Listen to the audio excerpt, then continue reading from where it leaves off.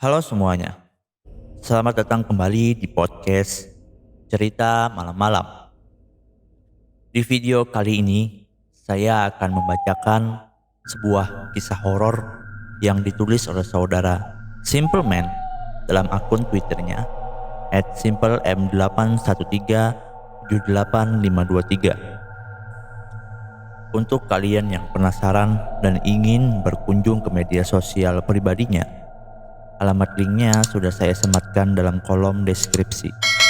Jadi silahkan kalian lihat dan kalian follow akun miliknya, sehingga kalian bisa mengikuti kisah menarik lain yang ditulis oleh saudara Simpleman.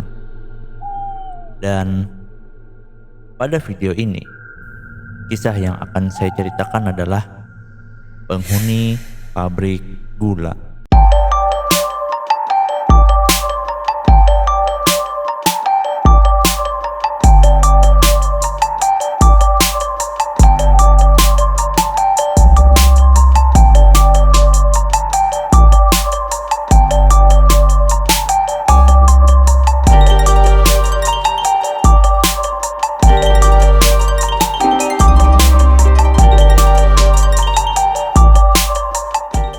Lanjut ke ceritanya. Sesuai janji gue tempo lalu, kalau gue bakal ulas semua penghuni pabrik gula sebelah desa gue. Sebelum gue mulai, gak ada salahnya kalau kalian melihat sekeliling kalian, karena bisa jadi kalian tidak sendirian menikmati sajian cerita gue malam ini. Ingat, kita nggak pernah sendirian. Pabrik gula adalah salah satu pabrik gula terbesar di wilayah ini. Tidak hanya terbesar, melainkan satu-satunya pabrik yang dibangun di sini. Berdirinya pabrik gula ini jauh sebelum gue lahir di dunia ini.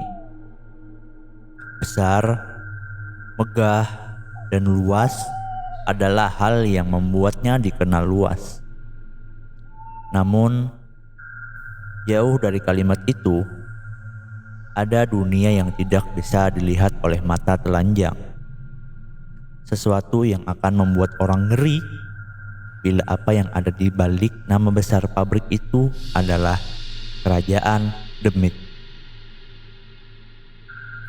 Banyak yang sadar atau tanpa sadar pernah mengalaminya, karena di sini adalah pusatnya. Pabrik gula ini berdiri di tanah seluas ratusan hektar. Gue gak tahu seberapa luas, tapi bila dibandingkan dengan desa gue, bisa ratusan kali luas desa gue. Padahal desa gue sudah dibagi menjadi 12 RT. So, bisa kalian bayangkan sendiri berapa luasnya pabrik itu. Tidak termasuk kebun tebu. Sebegitu besarnya luas pabrik ini, sampai-sampai dibuat 4 zona untuk menggambarkan keseluruhan pabrik ini.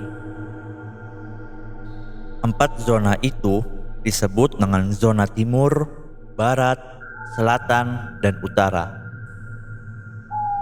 Gue bakal ulas perlahan-lahan, karena apa yang gue sajikan membutuhkan detail agar kalian bisa membayangkan berdiri di sini. Terlepas dari betapa luas dan besarnya pabrik ini, batas yang paling mencolok adalah pabrik ini diapit oleh 2 buah desa. Sebut saja desa A dan desa B. Desa gue adalah desa A. Kenapa gue mengatakan ini? Karena semua ini nanti berhubungan satu sama lain. Pagi itu, udara sangat dingin. Gue baru saja selesai habis sholat subuh di surau dekat rumah gue. Setelah sholat, biasanya anak-anak desa akan ngumpul di depan surau. Mumpung minggu, ayo melaku-melaku, kata teman gue Jamal. Semua teman-teman gue bersaut-sautan, setuju. Gue langsung tanya, "Go endi?" "Yo opo le nang pabrik. Bekne nemu bal tenis. Gimana kalau ke dalam pabrik? Kali aja nemu bola tenis." Ada hal yang selalu gue lakukan bareng anak-anak desa, yaitu masuk ke pabrik gula di samping desa. Alasannya, di sana banyak hal yang gue dan teman-teman gue suka. Salah satunya bola tenis. Jadi, tiap sore, para petinggi pabrik gula akan bermain di lapangan tenis di dalam pabrik. Satu dari banyak fasilitas untuk pekerja yang suka dengan olahraga tenis. Dan biasanya, banyak bola tenis yang keluar lapangan dan menghilang di rerumputan liar yang tumbuh di samping lapangan. Bola itulah yang nanti kita pungut buat dibawa pulang. Kenapa harus bola tenis?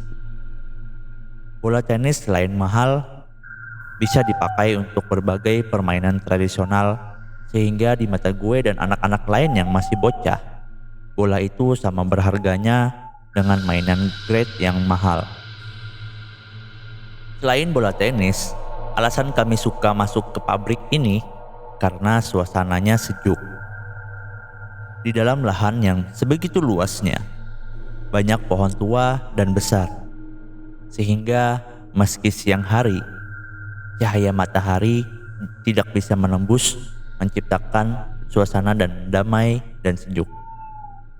Lalu, apalagi? Jawabannya, pohon juwet, mangga, jambu yang sama sekali tidak pernah dipanen, dibiarkan buahnya masak secara alami. Karena nggak ada orang yang tertarik dengan buah itu selain kami. Ya, anak-anak desa. Berangkatlah kami menuju pabrik gula. Jalur yang biasa kami lalui adalah jalur timur. Namun, kami terhenti ketika sampai di jalur timur. "Loh, kok tutup?" kata Andi. Gue baru ingat, hari Minggu gerbang timur ditutup karena hari Minggu adalah waktu jemaat gereja untuk berkumpul. Gerbang timur identik dengan pagar besi yang tinggi. Di sampingnya ada gereja. Gereja Jawi Wetan, itu yang gue ingat. Gerejanya tidak kalah tua sama pabrik. Sudah berdiri sebelum gue dilahirkan. Namun, konon gereja ini terkenal angker. Tapi sabar, nanti akan ada waktunya buat bahas gereja ini. Gue dan yang lain kebingungan. Kayaknya bakal batal. Sampai si Udin nyeletuk, "Gimana kalau lewat perumahan Belanda?" Lalu gue terdiam sebentar. Mendengar nama perumahan Londo membuat gue bergidik ngeri. Karena jauh di jalur utara memang ada gerbang tua. Gerbang itu sudah lama ditinggalkan. Di sebelahnya ada tanah luas berpagar. Di sana berjajar rumah besar nan megah. Ada sekitar 6-7 rumah dengan gaya arsitek yang sama. Arsitek khas Belanda. Sejarahnya sendiri, rumah itu dulu memang bekas rumah orang-orang Belanda yang memiliki jabatan di pabrik gula ini. Namun, yang bikin gue merinding adalah semua rumah itu sudah kosong bertahun-tahun. Tidak ditinggali lagi. Bahkan hingga saat ini, dan cerita dari mulut ke mulut, kabarnya banyak yang pernah melihat seseorang berdiri di kaca menatap kosong jalanan. Ketika seseorang melintas, mereka melihat orang Belanda lengkap dengan pakaian khas mereka, tersenyum, menyambut siapapun yang lewat. Alasan kenapa gue ngusulin itu, karena di perumahan Londo, tepatnya di rumah paling ujung ada tembok pembatas Di salah satu bagian temboknya sudah runtuh, runtuh beberapa bagian. Jadi dapat dipanjat oleh kami yang masih anak-anak. Kami pun menuju jalur utara, jalur jalan kaki untuk menyusuri jalan. Setiap melewati rumah itu, gue berusaha untuk tidak melihat ke dalam kaca itu. Karena setiap melihat kaca itu, gue terbayang-bayang wajah Belanda yang sering gue bayangin. Karena yang cerita-cerita yang tersebar. Namun, gue selalu gagal. Gue selalu melihat ke arah sana.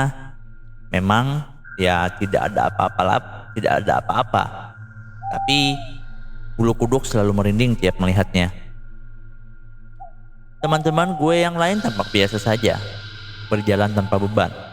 Sedangkan gue was-was bukan main. Perasaan tidak enak ketika melewati rumah itu selalu muncul tiba-tiba. Seolah-olah gue sudah ditunggu oleh mereka. Mereka yang menghuni perumahan Londo ini.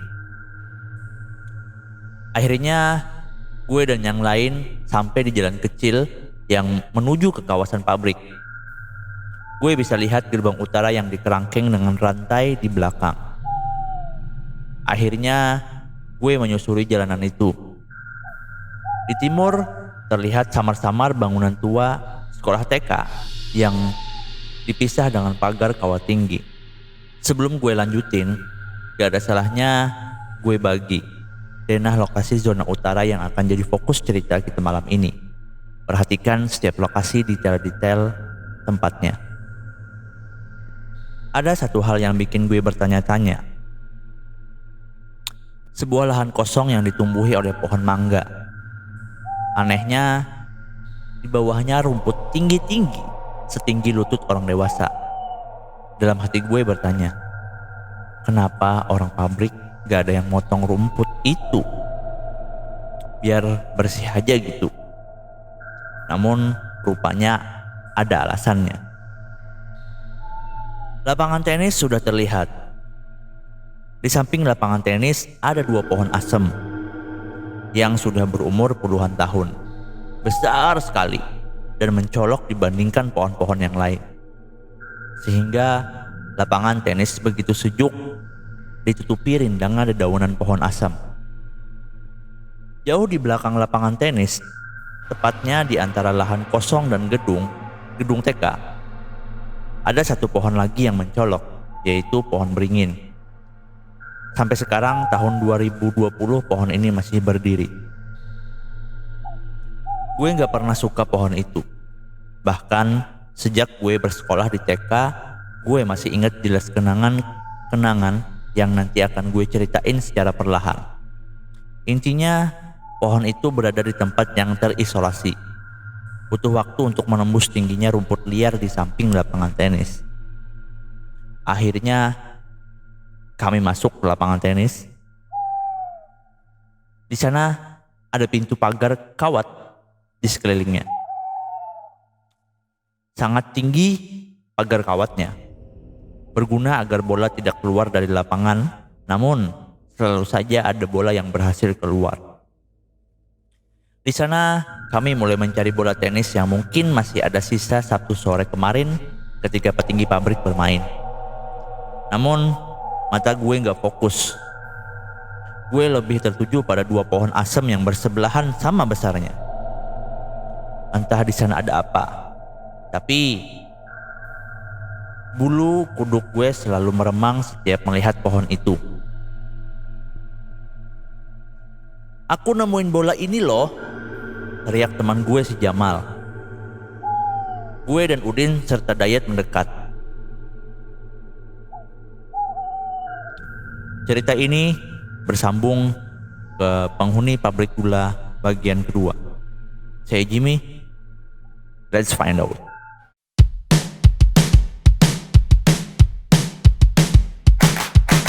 Today is gonna be a little something more. I've got a plan in mind, a special thing